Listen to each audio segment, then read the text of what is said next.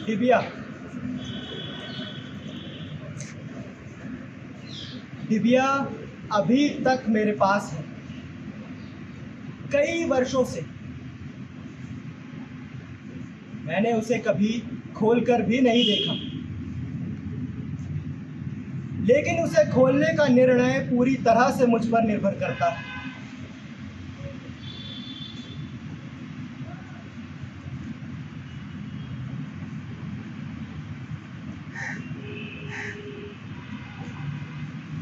समाज या कोई दोस्त भी मुझ पर यह दबाव नहीं डाल सकता कि मैं उसका ढक्कन सिर्फ इसलिए खोल दूं कि इससे मेरे बातों के प्रति उनका विश्वास पैदा हो जाएगा। नहीं तो मैं कभी भी जीवन भर उनका विश्वास हासिल नहीं कर सकूंगा। यानी अगर मुझे अपने अनुभव की सत्यता को प्रमाणित करना है तो मैं उन लोगों के सामने अपनी उस डिबिया का ढक्कन हटा दूं जो वरना मुझ पर विश्वास नहीं करते। मेरे अनुभव जिन्हें वरना अविश्वसनीय लगते हैं। लेकिन समस्या ये है कि ये कैसे पता चले कि उन लोगों का विश्वास हासिल करना मेरे लिए इस डिबिया के ढक्कन को खोलने के जोखिम और दाव से ज्यादा मूल्यवान है। ये भी तो हो सकता है कि उन सबको मेरे बात के प्रमाणित हो जाने पर सिर्फ मेरे एक इस अनुभव पर विश्वास हो जाए, परंतु मेरे दूसरे बाकी अनुभव पर उनको कोई भरोसा ना हो। ऐसे में तो अपनी बातों को उन तमाम लोगों के सामने मैं प्रमाणित करते करते ही बूढ़ा हो जाऊंगा, मर भी जाऊंगा, और तब भी मेरे बहुत से अनुभव अप्रमाणित ही रह जाएंगे। यानी अंततः मैं उन सभी के लिए अविश्वसनीय ही बना रहूंगा। फिर एक सबसे बड़ी समस्या तो ये है कि अपने दूसरे बाकी अनुभवों का प्रमाण देने के लिए मेरे पास दूसरी डिबिया भी नहीं है। मैं किस तरह से अपने जीवन की सत्यता को इतने सारे लोगों के सामने प्रमाणित करता रहूं?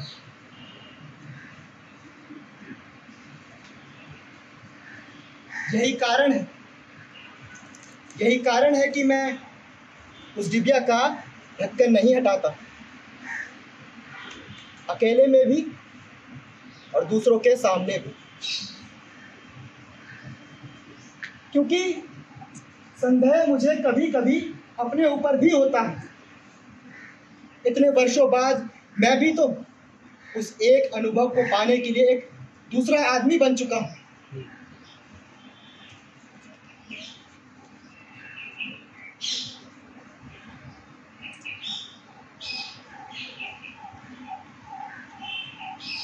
ये डिबिया बचपन से मेरे पास है।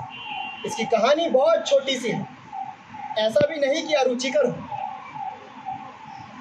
तो हाँ, ये कि उस समय मेरी उम्र लगभग 8 वर्ष की होगी। 7वें साल से दूधिया दांत टूटने लगते हैं, परंतु तब तक दाढ़ में वे दांत नहीं उग पाते जिनसे अक्ल पैदा होती है। हमारा घर गांव में है। पहले मिट्टी का घर था, छप्पर खपरेल की थी, अभी भी खपरेल की ही होती है। गांव से लगा हुआ एक जंगल था। जंगल में लंगूर बहुत होते थे, बल्कि लंगूर शब्द तो हमने काफी बाद में सीखा किताबों से। हम तो उन्हें काले मुंह वाला बंदर कहते थे। और कौवे बहुत होते थे।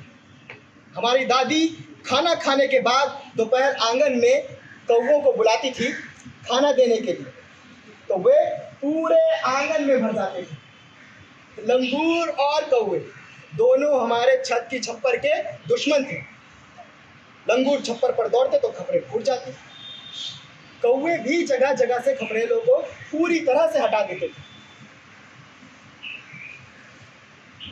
जहां जहां खपरेलें फूट गई होती थी, वहां से बरसात का पानी कमरे के भीतर टपकने लगता था। हम वहां खाली बाल्टी रख देते थे। लेकिन जब बरसात ना होती तो उन छेदों से धूप कमरे के भीतर नीचे फर्श पर गिरती। फर्श पर धूप के वे गोल टुकड़े बहुत ही रहस्यपूर्ण, आकर्षक और कुछ कुछ जादुई से लगते थे। वे सूर्य के साथ साथ सरकते थे और उनका आकार भी बदलता जाता था।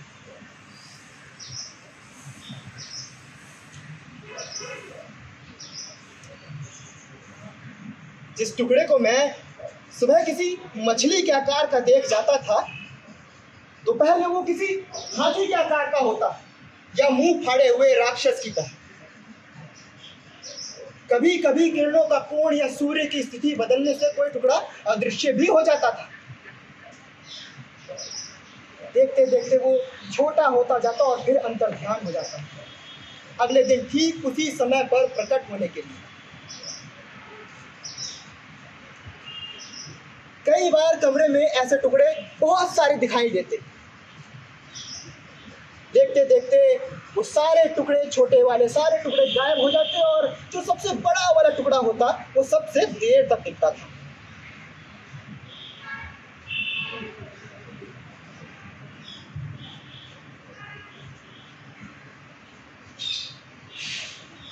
इन टुकड़ों के साथ एक बात और भी थी। कमरे के अंधेरे में जिस जगह वो गिरते थे वहां अपनी चमकदार अस्तित्व के चारों ओर वृत्ताकार रोशनी का एक मध्यम दायरा और बनाते थे। उस दायरे में आकाश का धुंधलापन होता था, उल्टा आकाश और हल्के नीले रंग का। चिड़िया अगर कमरे के अंदर से जाती तो उनकी उड़ती हुई परछाई दिख जाती थी, रेंगते हुए बादल दिखते थे। कभी कभी ये बादल उन टुकड़ों को ही ढक लेते थे।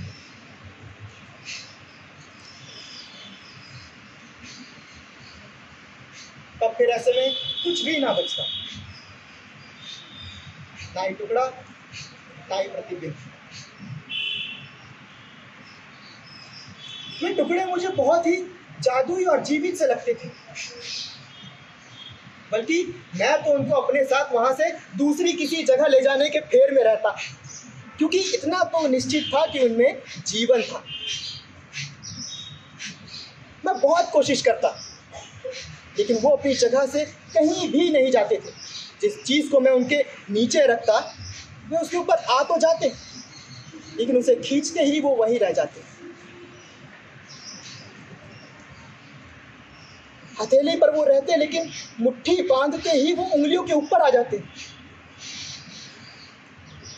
और मेरा हाथ खाली ही रह जाता।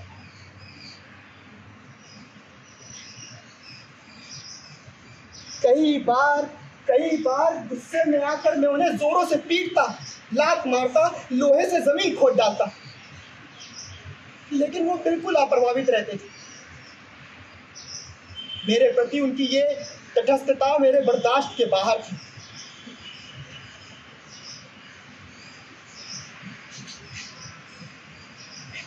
फिर उस दिन ऐसा हुआ, मैं अकेला था। ये रसोई थी। एक बड़ा सा सुंदर सा टुकड़ा वहां गिरा हुआ खेल रहा था।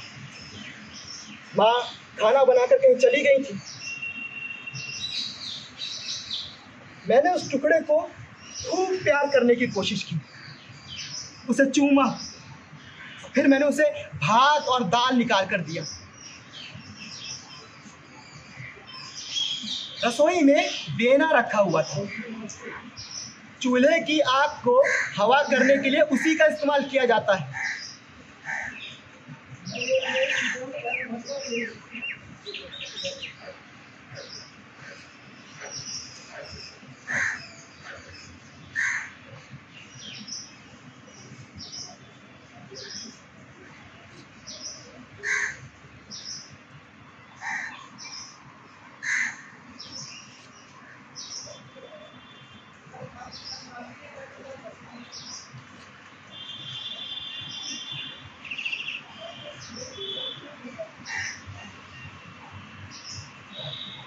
मैंने बेने के ऊपर उस टुकड़े को रखा और उसे खींचा।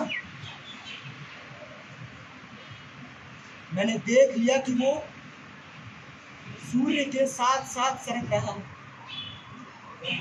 वो आ रहा था। ये मेरे जीवन की सबसे बड़ी सफलता थी। वो अब छप्पर से मुक्त हो चुका था और सूर्य से भी मेरे साथ उसका संबंध बन चुका था और उसने अपने बाकी सारे संबंधों को तोड़ दिया था।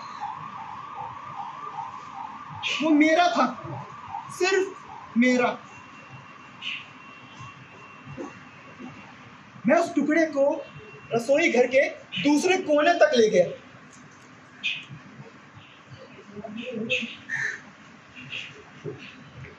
और मैंने उससे प्यार से कहा, मेरा इंतजार करना, मैं अभी आया। और मैं भागा।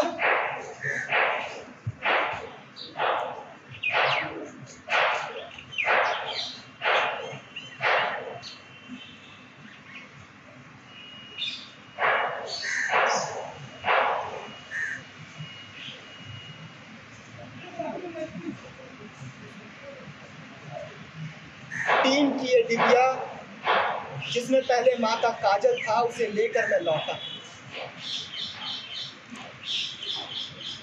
वो मेरा इंतजार कर रहा था, वहीं बेने के ऊपर धीरे धीरे कांपता हुआ। बस तभी से मैंने उसे इस डिबिया में बंद कर रखा। मैं उसे लेकर कहीं भी जा सकता हूँ, क्योंकि मैं जानता हूँ कि वो वहीं है और वो हमेशा वहीं रहेगा। और ये बात सच है।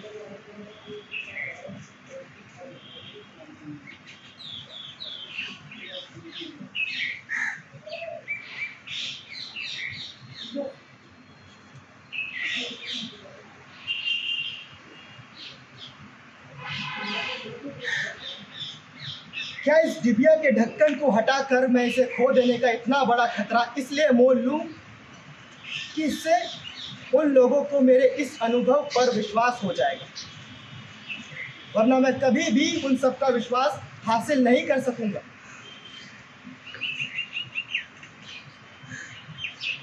लेकिन जो नहीं है उसके लिए जो है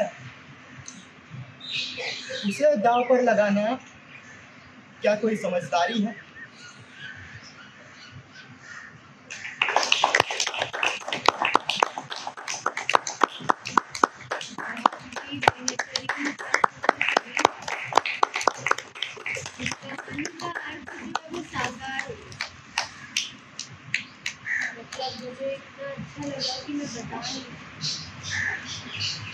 मुझे लगा कि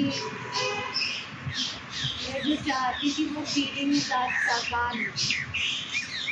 ज़रूरी बात है कि मैं जो चाह रही हूँ ज़रूरी नहीं मैं कर सकूँ, तुमने किया। मुझे मौका मिला है तो मैं एक बात और कहना चाहता हूँ कि मतलब मैं काफ़ी टाइम बाद निकला मतलब घर से। अभी सबको पता ही था कि मतलब लॉकडाउन है और सारा कुछ, मतलब मैं काफ़ी समय बाद निकला घर से आज। और इस दौरान मतलब काफ़ी चीज़ें देखी, हमने ही नहीं बहुत सारे लोगों ने देखी। और मतलब इतना मिस कर रहा था स्टेज को बहुत ज़्यादा। और उस दौरान मैं एक मतलब इस मंच के थ्रू मतलब मैं कहना चाहता हूँ, मौका मिला है तो, कि उस दौरान जैसे कि आपने और मयंक भाई ने जो हम पे काम किया, कि मतलब बिल्कुल जो मैं मिस कर रहा था इतने टाइम से, मतलब इतना काम हुआ, उसके बाद ऑनलाइन रिहर्सल और सारा कुछ जो आपने तैयारी कराई, उसी के बदौलत मतलब कि जो माइंड में था वही यहाँ पे निकल पाया।